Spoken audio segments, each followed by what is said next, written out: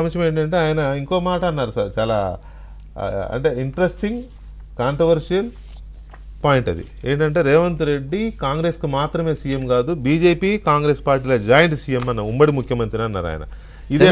చంద్రశేఖరరావు గారు ముఖ్యమంత్రి ఉన్నప్పుడు కాంగ్రెస్ కూడా అట్లే చెప్తుండే.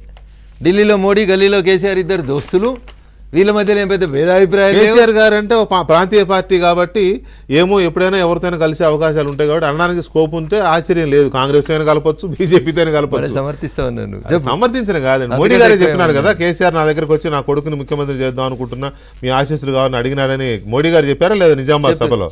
అది కాబట్టి ప్రాంతీయ పార్టీలు ఎట్లయినా జరుగుతూ ఉంటాయి. కానీ ఇది కాంగ్రెస్ బీజేపీ అసలు కలిసే అవకాశం ఉంటుందా ఎక్కడైనా? ఉండదు. 100% ఒకరు ఉత్తరం అయితే ఇంకొకరు దక్షిణ కదా కదా. మరి ఆయన జాయింట్ సీఎం అని ఎట్లా అన్నాడు? మీకు రేవంత్ రెడ్డి ఫ్రెండ్స్ కాబట్టి మీరిద్దరు. అదే నేను ఏం చెప్తా ఉన్నా అన్న, అట్లా నేను పుట్టి పెరిగిందే టీఆర్ఎస్ ఉద్యమంలో. నాకు కూడా ఆ పార్టీతో ఆ కుటుంబంతో పరిచయాలు ఉంటాయి కదా. ఇష్యూ అది కాదన్న. నేను మళ్ళీ చెప్తా ఉన్నా, కేటీఆర్ గారికి రోజు వార్తల్లో ఉండాలి. బావమరిదులు ఇద్దరికి పోటీ, బావది ఎంత వచ్చింది, బావమరిది ఎంత వచ్చింది, ఇద్దరం రోజు వార్తలలో ఉన్నామా లేదా?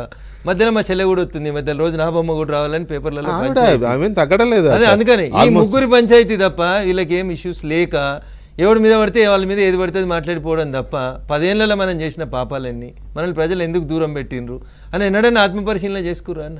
రోజు పొదేళ్ళైతే బూతులు తిట్టుకునే కార్యక్రమానికి తెరలేపిరు తప్ప ఏముంది అన్నాడు?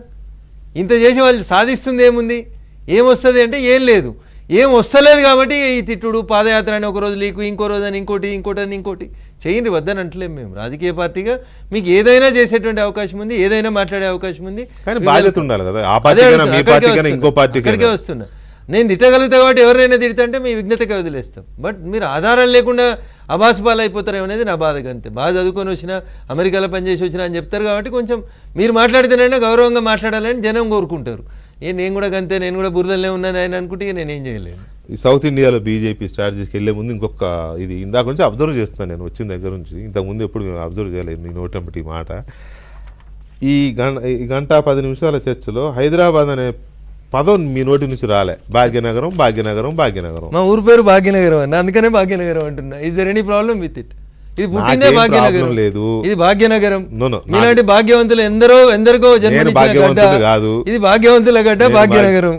భాగ్యనగరం అనడంలో ఉద్దేశం ఏంటి? గతంలో ఏదో ఒక చర్చ జరిగింది. హైదరాబాద్ పేరు కూడా మద్రాసుని చెన్నై చేసినట్టు, బాంబేని ముంబై చేసినట్టు మార్చారు కదా.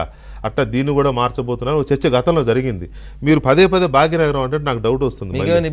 నాకేం ఇబ్బంది లేదు, అదేదో చెప్తే జనం కూడా చూస్తారు. తప్పకుండా భారతీయ జనతా పార్టీ అధికారంలోకి వచ్చినాక, భారతీయ జనతా పార్టీ అధికారంలోకి వచ్చిన తర్వాత తెలంగాణ రాష్ట్రంలో అన్న, నేను తెలంగాణ ఉద్యమం చేసేటప్పుడు ఒక మాట చెప్తాను. నేను ఎందుకు రిలేట్ చేస్తున్నాం అనేది, మా దగ్గర ఒకటి తెల్లాపూర్ అనే ఒక విలేజ్ ఉంటుంది. అది తెల్లాపూర్ కాదు, అక్కడ ఒక శాసనాలు కూడా దొరికినాయి మాకు, శిలల పైన చెక్కినాయి. దాని పేరు తెలంగాణపురం. నేను టీఆర్ఎస్ పార్టీ జిల్లా అధ్యక్షునిగా శిలాపలకాలు గిట్ట అవన్నీ శాసనాలు గిట్ట అన్ని తీసి అప్పటి కలెక్టర్లతో కొట్టాడు. పెద్ద మున్సిపాలిటీ. అదే పెద్ద వాళ్ళంతా ఆడికి వస్తారు రోజు. మా మంత్రులు ఉన్న వాళ్ళు, అప్పుడు మంత్రులు ఉన్న వాళ్ళు అందరూ కూడా దాదాపు దాని చుట్టూ అంతా అన్ని మంచిగా చేసుకున్నారు. కానీ తెల్లాపూర్ పేరుని తెలంగాణపురం మార్చడం చేత కాలేదన్న 10 ఏళ్ల వాళ్ళకి. కానీ నేను నీకు చెప్తున్నా, భారతీయ జనతా పార్టీ రాష్ట్రంలో అధికారంలోకి వచ్చినాక తెల్లాపూర్ పేరు తెలంగాణపురం అవుతుంది. భాగ్యనగరంగా గతంలో ఉన్నటువంటి ఈ ఊరు పేరు భాగ్యనగరమే అవుతుంది. తెలంగాణ మళ్ళీ దానికి తెలంగాణపురం అని పెడితే కన్ఫ్యూజ్ అయ్యే ప్రమాదం ఉంది. ఎందుకు కన్ఫ్యూజ్ అవుతారన్న? తెల్లాపూర్ అనే పేరే లేదన్న, తెలంగాణపురం అని ఉంది అక్కడ. అంటే మా దగ్గర ఇస్మాయిల్ ఖాన్పేట అని పెట్టిన ఊరు ఈశ్వరాపురం అని ఉంది చరిత్రలో. చరిత్రలో ఉన్న పేర్లు మారిస్తే ఎవరికేమో ఇబ్బంది ఉంటుందన్న? ఏం ఇబ్బంది ఉండదు. సో దీన్ని భాగ్యవంతులు ఉండే పట్టణంగా చేస్తాం. పట్టణం ఇటువైపు జూబ్లీ హిల్స్, బంజారా హిల్స్ ఎట్లుందో ఓల్డ్ సిటీని కూడా అట్లే చేస్తాం. 100 ఫీట్ల రోడ్లు వేస్తాం. కరెంటు దొంగతనం చేయనీయం, నీళ్లు దొంగతనం చేయనీయం. వాడిన నీళ్లకు బిల్లు కట్టిపిస్తాం, వాడిన కరెంటుకు బిల్లు కట్టిస్తాం. డివైడర్లు పెడతాం, మంచి రోడ్లు వేస్తాం, మంచి స్కూళ్ళు పెడతాం, మంచి దవాఖానలు పెడతాం. వాళ్ళను కూడా సబ్కా సాత్ సబ్కా విశ్వాసంలోకి తీసుకొని ఈ భాగ్యనగరం పేరును పునరుద్ధరిస్తాం. మా పార్టీ పెద్దలందరం కూర్చొని త్వరలో హైదరాబాద్ భాగ్యనగరం కాబోతోంది, ప్రొవైడెడ్ బీజేపీ అధికారంలో